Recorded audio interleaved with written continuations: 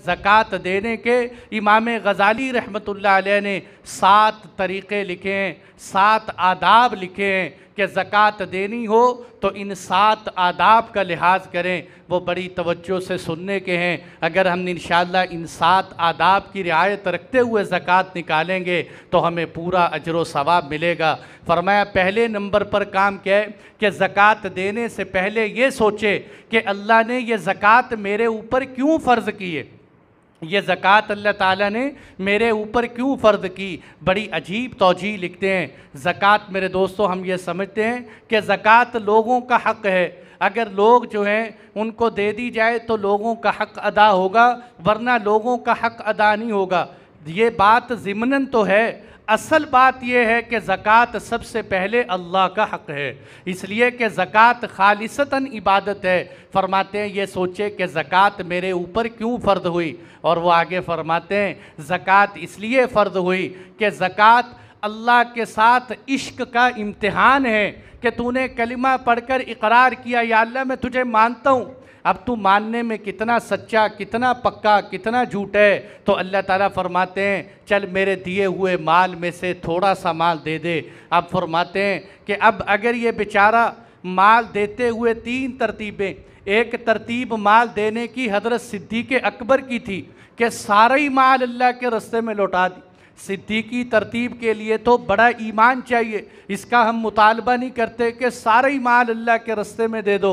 वो तो सैयदना सिद्दीक़ अकबर का ईमान था कि घर में क्या छोड़ के आए, घर में अल्लाह और अल्लाह के रसूल को छोड़ के आया हूँ, सारा माल ही अल्लाह के रास्ते में निकाल दी। माल खर्च करने की दूसरी तरतीब तरतीब फ़ारूकी हज़रत उमर रदी अल्लाह अन्हु की तरतीब है, आधा माल घर में रखा, आधा माल अल्लाह के रास्ते में निकाल दिया। अगर बहुत कोई भाई ये कर सके तो बड़ी अच्छी बात है, बड़े बड़े औलिया मशाइख अब भी ऐसा करते हैं। और तीसरे नंबर पर माल खर्च करने की क्या तरतीब है कि चलो कम अज़ कम ज़कात ही अल्लाह के रास्ते में निकाल, इससे कम इमाम गज़ाली रहमतुल्लाह अलैह फरमाते हैं अल्लाह के साथ इश्क का सवाल ही पैदा नहीं होता कि अल्लाह ताला फरमाए 1000 में से सिर्फ 25 रुपए दे दो, और ये इतना बखील इंसान है कि अल्लाह के रास्ते में सिर्फ 25 रुपए भी नहीं दे सकता।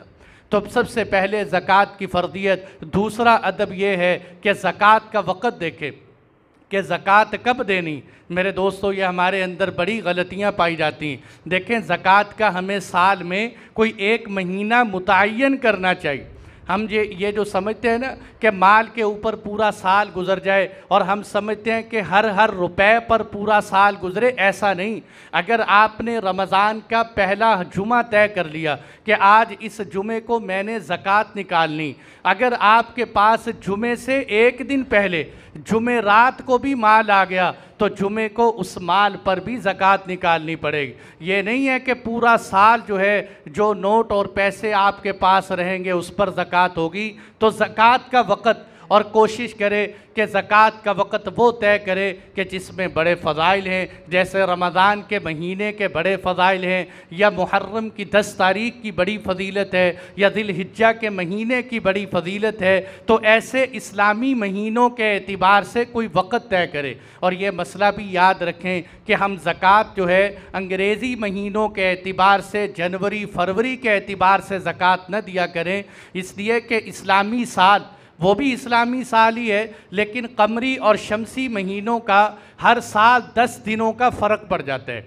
हर साल 10 दिन जो है फ़र्क पड़ते पड़ते यहाँ तक के 36 साल बाद एक साल का फ़र्क पड़ जाता है। तो जो शख्स शमसी महीनों के एतबार से, जनवरी फरवरी के एतबार से ज़कात देगा तो 36 सालों बाद उस पर एक मज़ीद साल की ज़कात लाजिम हो जाती है। इसलिए वक़्त का तयन करना। और इमाम हज़रत मौलाना ज़करिया साहब रहमतुल्लाह अलैह फरमाते हैं कि मेरी राय ये है कि ज़कात देनी हो तो इसका बेहतरीन हल क्या है कि ज़कात इंसान इकट्ठी एक वक़्त में ना निकाले, बल्कि रमज़ान में आपने ज़कात तय कर ली है तो अब आप साल के शुरू से कोई गरीब आए थोड़े से पैसे निकाल के दे दिए, देते रहें देते रहें देते रहें, साल के आखिर पे ज़कात का हिसाब कर लें कि मैंने 50,000 दे दिया और 50 ही मेरी ज़कात बनती थी तो ठीक है, अगर 50 नहीं कम दिए हैं तो जो रह गए हैं वो दे दें।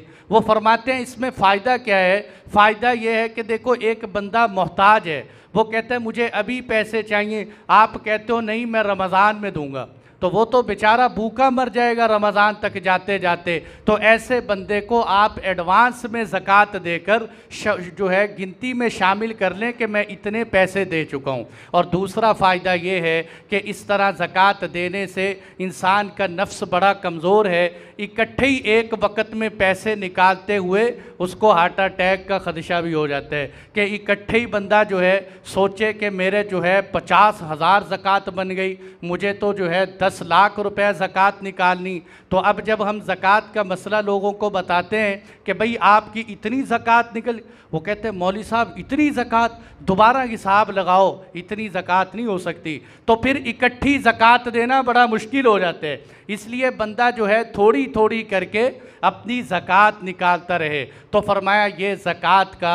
और तीसरे नंबर पर इसका फ़ायदा ये होता है कि अगर वक़्त से पहले आप ज़कात निकालेंगे तो अगर इंसान का नफ्स बख़ील ना हो तो इंसान मिकदार से ज़्यादा ज़कात निकाल सकते हैं, झुकता हुआ तोल सकते हैं। तो दूसरे नंबर पर वक़्त का तयन करे और तीसरे नंबर पर माल देते हुए छुपा के दे, खुफिया तौर पर दे। हम ऐलान करते हैं एक जो है मास्क, ये कोरोना के दिनों में एक मास्क देते हुए भी लोग गरीब की सेल्फ़ी बनाकर मास्क दे रहे थे। इसमें कितनी गरीब की तजलील है कि एक छोटा सा दिया, इतने में तो बेचारा 10 रुपए में मास्क ख़रीद सकता था, तुमने हज़ारों लाखों की उसकी इज़्ज़त की तबाही फेर दी।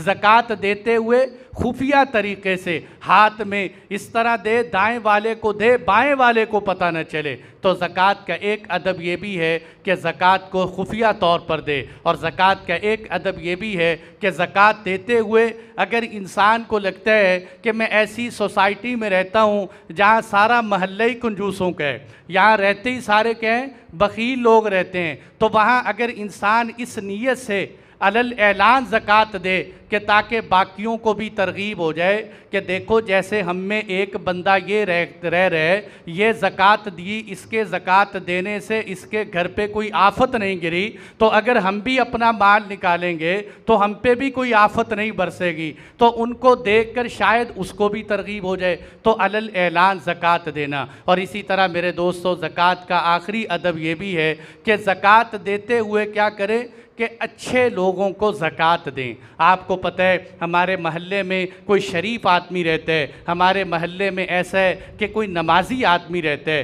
तो सफ़ेद पोश लोग और ऐसे लोग के जो शराफत के एतबार से आला लोग हों, उन लोगों को ज़कात निकालनी चाहिए। मैं अपने लिए ये मसला नहीं बयान कर रहा, इमाम गज़ाली रहमतुल्लाह अलैह फरमाते हैं मैं अपनी ज़कात हमेशा सिर्फ़ और सिर्फ उलमा और दीनदार तबके को देता हूँ। मैं नहीं कहता कि आप बाकियों को न दें, लेकिन हमेशा ज़कात ऐसे बंदे को दें जो आपकी ज़कात लेने के बाद नमाज़ पढ़े, सदका करे, दुआएं मांगे, आपके लिए उठ के जो है रात को तिलावत करे ताकि आपको भी फ़ायदा हो। बाकी